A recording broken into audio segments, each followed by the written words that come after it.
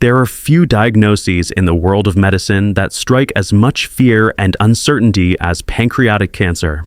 Just hearing the words can send a chill down your spine because, for all our advancements in science and technology, this is a disease that stubbornly resists the progress we've made in battling other cancers. It's infamous for its stealthy progression and devastating outcomes. The numbers alone are sobering. A mere 12 to 13% of patients survive 5 years after diagnosis. That means, for most, the odds are heartbreakingly slim. So, what is it about pancreatic cancer that makes it so dangerous? Why do so many people find themselves facing such dire prospects, often with little warning? Today, we're going to take a deep, unflinching look at this formidable foe, exploring not just what the pancreas does when it's healthy, but also how things can go wrong, why this cancer is so hard to defeat, and what can be done to tip the odds, even slightly, in our favor. Let's begin by getting to know this unassuming but vital organ, the pancreas.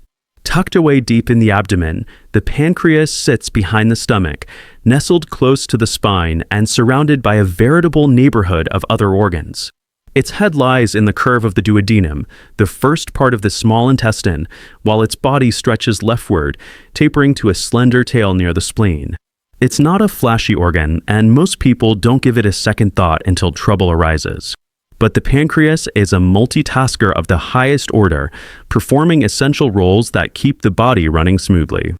To really appreciate what happens when things go wrong, it helps to understand what the pancreas does when it's working right. The pancreas wears two hats. It's both an endocrine and an exocrine gland.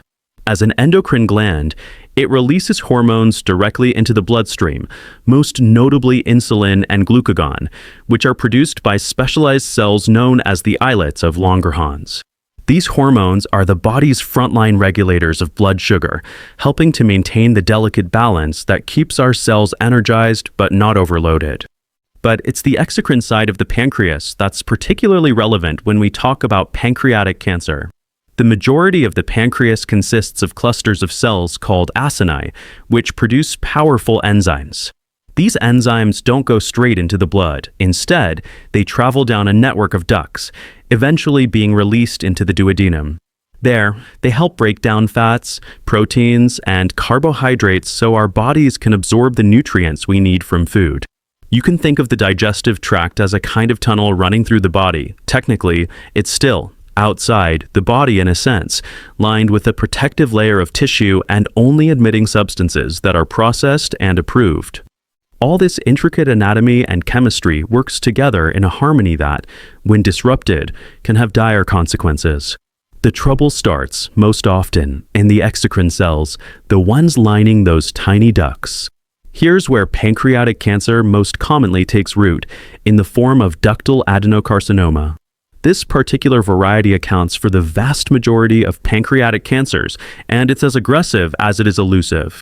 What makes ductal adenocarcinoma so dangerous is not just its rapid growth, but its ability to spread, or metastasize, to other organs with frightening efficiency.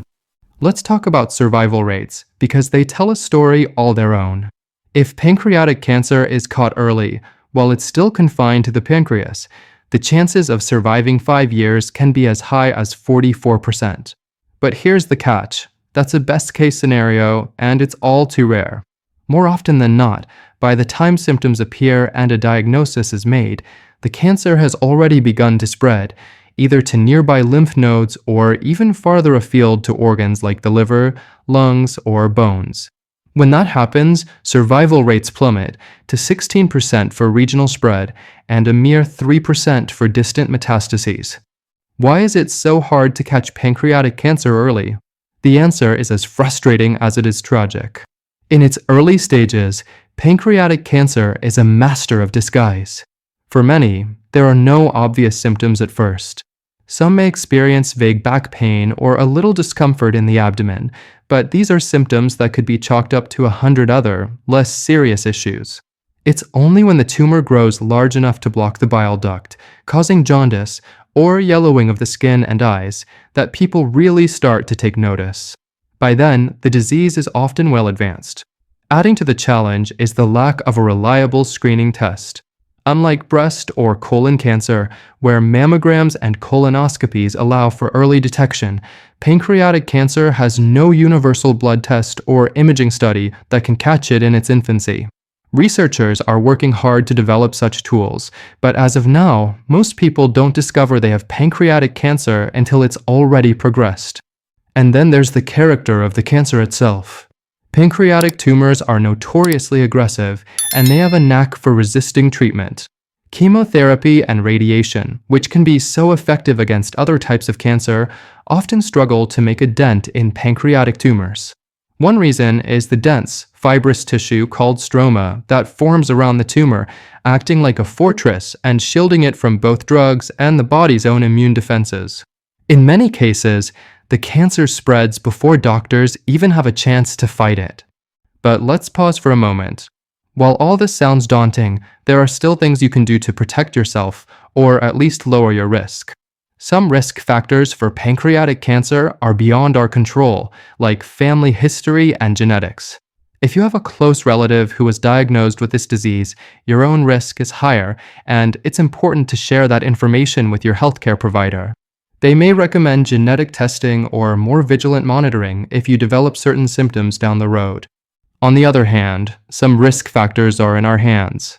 Smoking is a big one. Lighting up doubles your risk of developing pancreatic cancer. Excess body weight, a sedentary lifestyle, and conditions like type 2 diabetes are all linked to greater risk as well. Heavy alcohol use, especially when it leads to chronic pancreatitis, long-term inflammation of the pancreas, is another contributor. So, while there's no magic bullet, making healthy choices like quitting smoking, maintaining a healthy weight, staying active, and moderating alcohol intake can go a long way in reducing your risk, not just for pancreatic cancer, but for a host of other illnesses. Now, when it comes to treatment, the options are unfortunately limited, especially for those diagnosed at a later stage. Surgery offers the best chance for a cure, but only about 15 to 20% of patients are eligible. The most well-known surgical procedure is the Whipple procedure, or pancreaticoduodenectomy. This is a complex operation that removes the head of the pancreas, as well as parts of the small intestine, bile duct, gallbladder, and sometimes even part of the stomach. It's a demanding surgery, both for the patient and the surgeon, but in selected cases, it can be life-saving. For most, though, the fight is waged with chemotherapy, radiation, or a combination of both. These treatments can slow the progression of the disease and help control symptoms, but they're rarely curative. The reality is, pancreatic cancer's ability to resist treatment and its tendency to spread early make it one of the most challenging cancers to defeat. But knowledge is power, and hope springs eternal. While the statistics are daunting, research is ongoing and new treatments are being developed all the time. Scientists are learning more about the genetic mutations that drive pancreatic cancer, and they're working on targeted therapies, drugs that attack cancer cells while sparing healthy tissue. There's also promising work on immunotherapy, which harnesses the power of the body's own immune system to fight the disease. Even though progress is slow, every breakthrough brings us a little closer to better outcomes. If you or someone you love has been touched by pancreatic cancer, know that you're not alone. This is a battle that can feel isolating, but there is a community of patients, caregivers, researchers, and advocates working together to support one another and push for progress.